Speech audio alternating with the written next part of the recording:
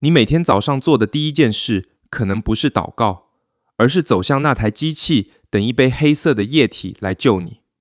我们今天不谈健康，我们谈一件更严重的事。你的意志是从哪一天开始被外界出去的？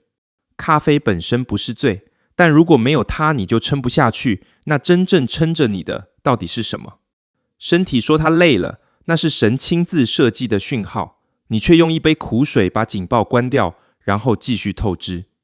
困了就去睡觉，而不是找一样东西替你熬过去。这是最简单的道理，却最少人愿意做。撒旦很少用大罪来攻击你，他只让你习惯一件小事，小到你根本不觉得需要抵抗。温水煮青蛙，第一杯是提神，第100杯是必需品。你已经分不清哪一个才是自己。咖啡因给你的每一分兴奋，其实都是预支的。下午3点，账单准时送到，还要加倍偿还。如果你连一杯咖啡的诱惑都胜不过，那更大的试探临到的时候，你凭什么站立得住？但真正的问题也许不在咖啡，而在于你为什么这么急，急到连停下来都不敢。你为什么这么急？也许你正在证明一件事，没有你这件事就完不成，而这正是问题。这不是责任感，是自尊心。你撑的不是工作，是那个不能被看见软弱的形象。当你相信一切都得靠自己撑住，你就把神从你的日程表里删掉了，而你甚至没发现，神从来没有要求你24小时运转。他设立安息日，是因为他知道你会忘记停下来。那实际上该怎么做？我的建议是，像对待酒精那样对待咖啡，界限清楚，不必戒断。社交场合可以喝，朋友坐下来聊天，那杯咖啡是连结，不是支撑，也不是逃避。但一个人在深夜倒的那一杯，通常不是为了味道，你心里清楚他在替你挡什么。试试绿茶，它也有咖啡因，却温和许多，不会把你推上那条陡峭的曲线。而且咖啡对有些人的身体是真的不友善，胃酸分泌过多，胃食道逆流，心悸睡不着。说到底，不加牛奶的咖啡就是一杯苦水，神不会要你天天喝苦水，慢慢的伤害自己。你会为了一个重要的人把自己照顾好，问题是你有没有把自己当成那个重要的人？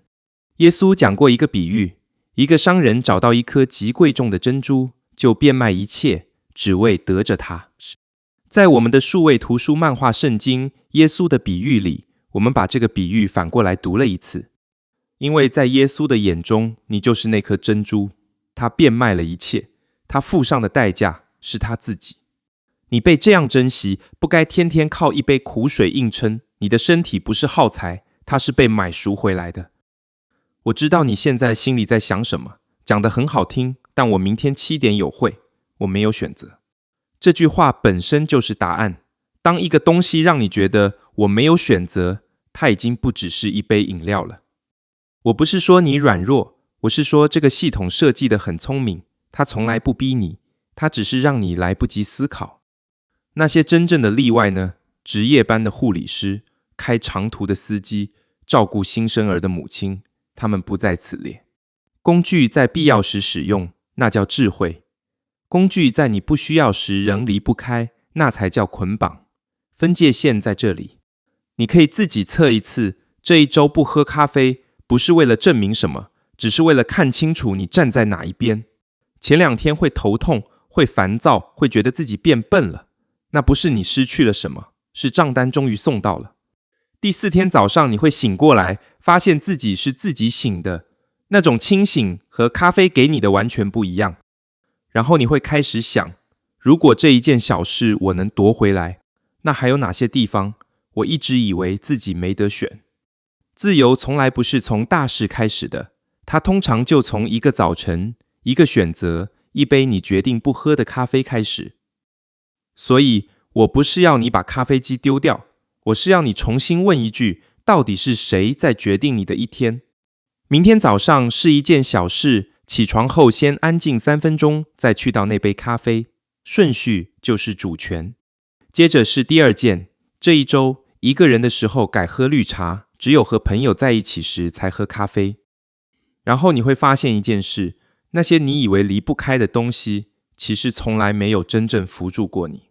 咖啡也许不是撒旦的饮料，但依赖会是。留言告诉我，你明天早上打算先做哪一件事？